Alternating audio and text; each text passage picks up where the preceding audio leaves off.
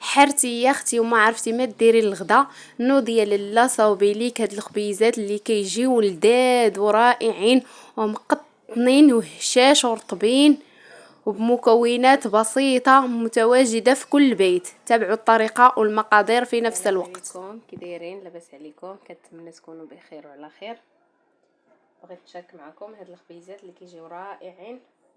كنحتاجوا البيضه،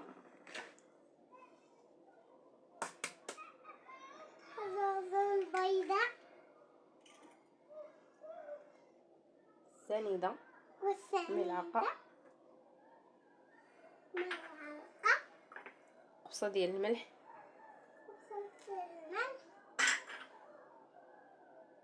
خميره ديال العسل، ملعقه، وربع كاس ديال الزيت. لا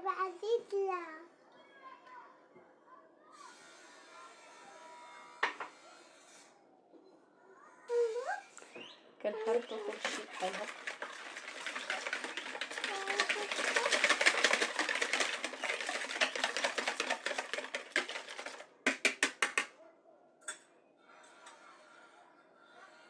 كنزيدو كاس ديال الماء.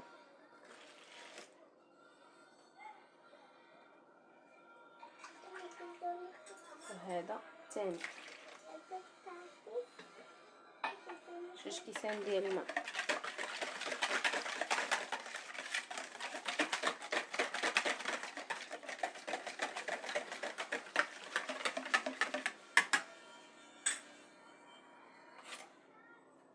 وكنزيدو الدقيق، كنزيدو واحد 5 المعالق، 1 2 3 4 5 المعالق ديال الدقيق. نحركو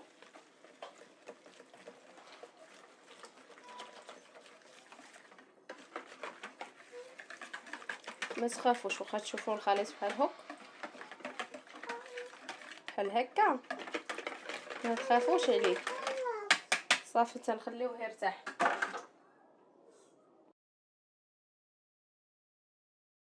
ها هو من بعد ما خليناه يختمر كيلفي بحال هذا الشكل، ما تخافوش منه. صافي كنزيدو داك الدقيق اللي بقى،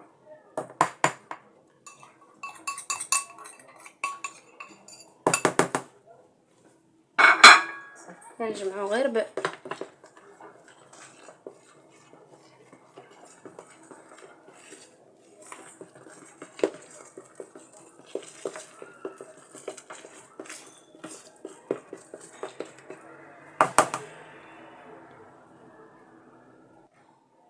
هنايا راه زدت مازال الدقيق حيت ما قدنيش هذاك.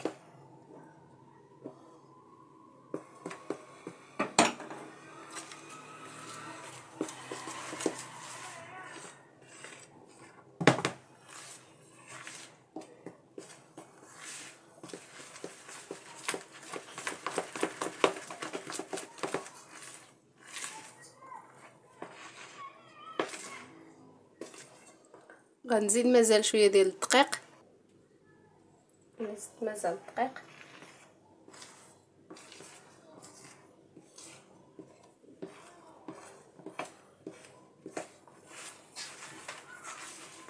المهم الدقيق عينكم ميزانكم، كتحتاجوا نص كيلو هكا. ها هي من بعد ما جمعتها كتولي بحال هكا، ما تخافوش.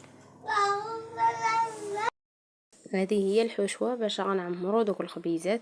كنحتاجوا هنا الصدر ديال الدجاج وخيزو والقرعه والفلفله والبصله. كنديروا 4 كاس ديال الزيت، كنديروا العطريه فيها الكمون والبزار والخرقوم والسكنجبير والربيع. صافي كنخليوهم حتى يتشحروا مزيان، وعاد كنقلبوهم.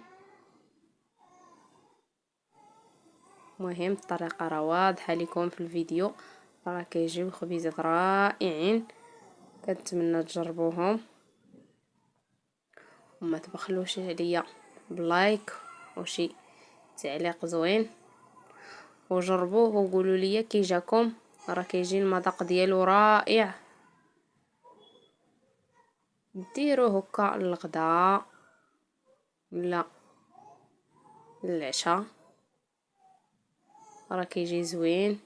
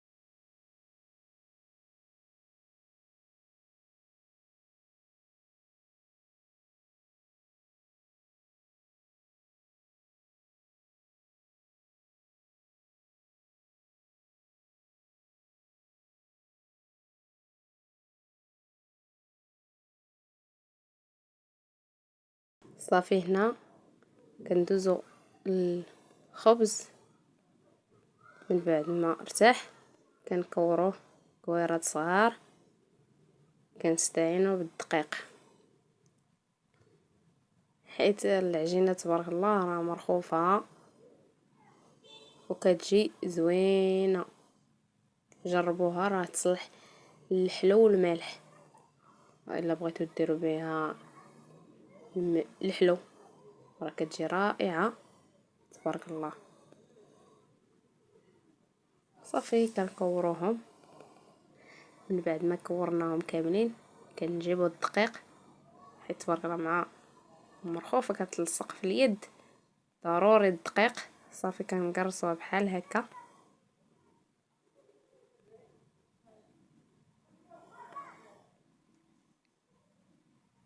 صافي كنجيبو ديك العماره اللي طيبنا اللي فيها صدر الدجاج والخضره، كنعمرو الخبيزات وكنسدوهم كيجيو بحال الكمير.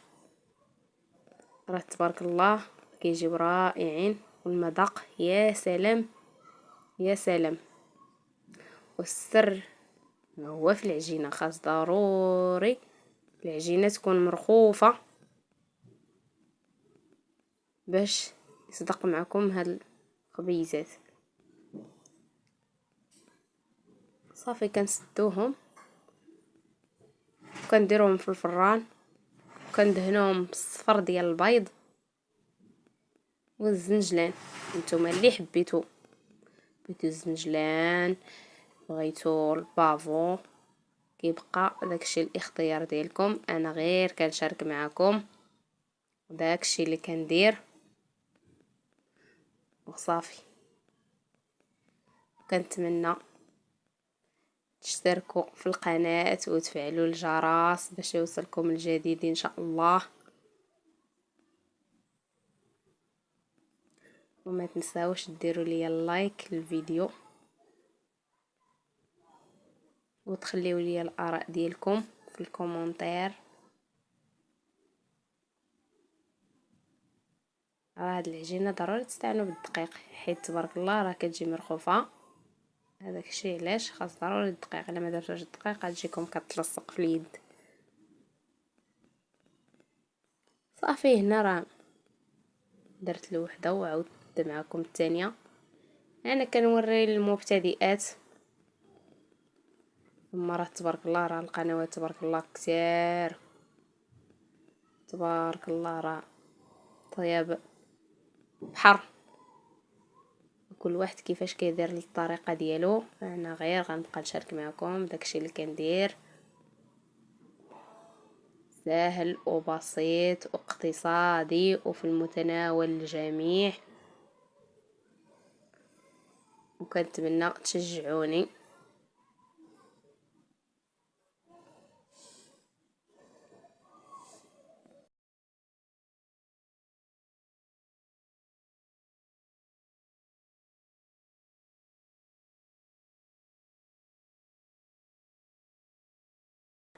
صافي من بعد ما كملتهم كاملين ستفتهم في اللاطه ديال الفران ودرت اليوم الصفر ديال البيض،